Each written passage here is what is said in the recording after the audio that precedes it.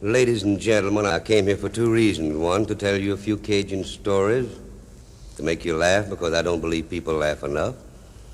And the other, if I have a serious thought, to talk to you seriously for just a few moments. I doubt seriously if I have a serious thought today because it's Saturday. And Saturday night is my night. I notice a few people who are outlanders to me, and they may not know what a Cajun is, so I better explain just what one is. About 204 years ago, in a place called Acadia in Nova Scotia, a bunch of French people who were known as Acadians were told they had to leave because they wouldn't swear allegiance to the King of England, they would only swear at him. And when they wouldn't leave readily, they picked him up bodily and moved him out, put him on ships and sent them south. And some of them landed in the Carolinas and Virginia and Georgia coast and northern Florida, but most of them had sense enough to go all the way around Florida and come to South Louisiana. And I've heard more wonderful stories than anybody alive, Cajun stories, that is. We got a town down in South Louisiana named how you call Lafayette. And the engineer would lay Lafayette out was drunk for 8 weeks before he drew the first line. I guarantee. Whoo!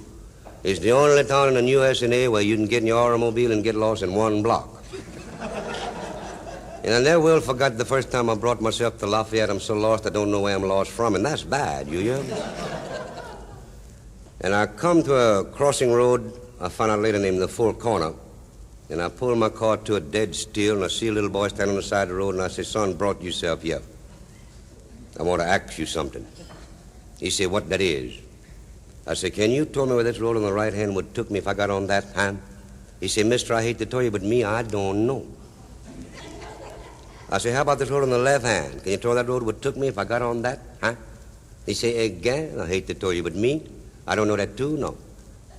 I said, "Son, how about this road right straight ahead like I'm look?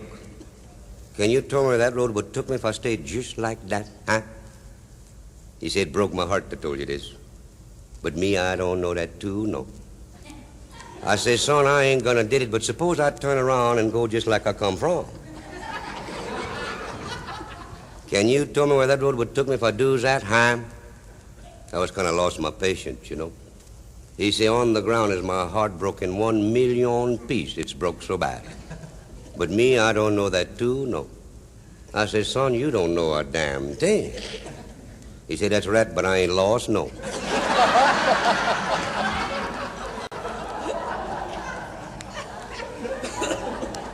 I never well forgot one time I had to brought myself to a big town, and I go up to the desk where they got a clerk behind there, you know, in the hotels. And I say, "My friend, I got a reserve here." He said, "What's your name?" I say, "Front name or behind name?"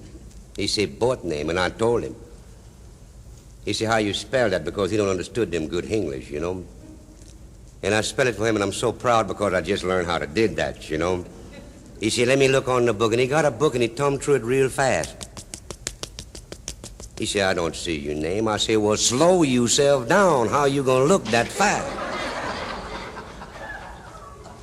I said, "Let's start this thing over, and I'll be glad to help you look." He said, "Okay." And he started over and turned one page. I said, "Stop yourself right there. There's my name." He said, "That's right, but you got to wrote your name on the register." I said, "Put him out here." And he put him out there, and I'm printing my name real careful because some people can read reading, but they can't read writing. You know how that is. And just when I get through, the biggest doggone bed bug I never see again in my life walk right across my name. Ooh, that put me hot, yeah. Oh, guarantee. And I back up 4 or 3 steps, and I say, "My friend, look, I want to tell you something. I've been bit by the flea in Shreveport, Louisiana, and bled by the spider in Baton Rouge, Louisiana, and chased by the policemen in New Orleans. But that's the first time I ever had a bed bug look up my room number in my life, I'll guarantee you that."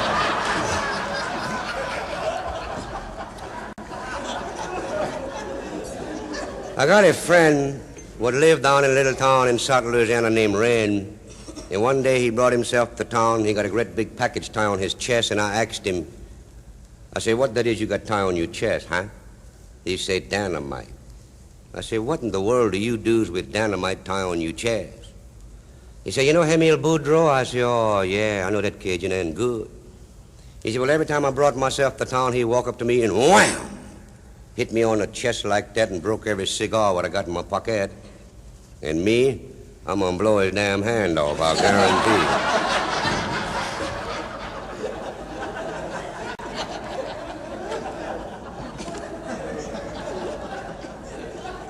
You know, ladies and gentlemen, down in South Louisiana, we used to have a baseball league called the Evangeline Baseball League.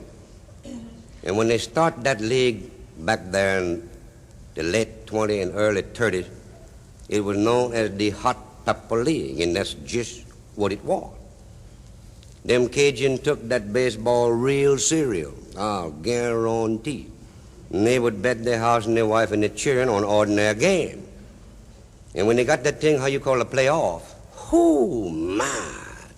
Bet their house, their wife, the children, milking cow, crawling tractor, T-Model A Ford, chicken, dog, everything what they got.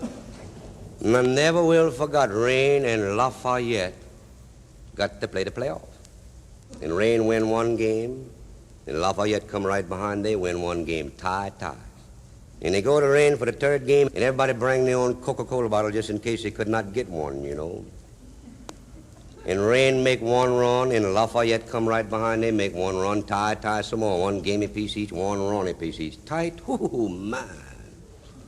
And Rain's at bat, and Lafayette's in the field, and the fella at bat for Rain's a great big man, 6'4", bat left-handed, weigh 130 pounds. And the catching man for Lafayette would catch them ball and strike what the pitching man chunked with him, you know. He's another great big man.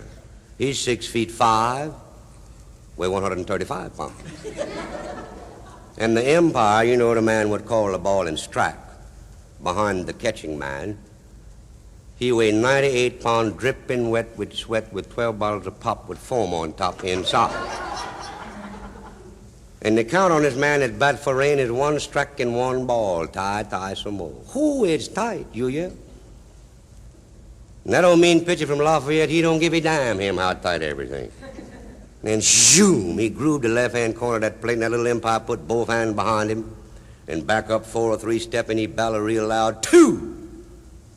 The man with the bat on his left shoulder take it off and put it on his right, and that catching man jump up, throw his mask down in the dust, and raise a big cloud of dust. And they both getting right in the little umpire's face so close he can't hardly breathe. And they both saying the same breathe. Do what? He said, too damn close to call, I'll guarantee you that.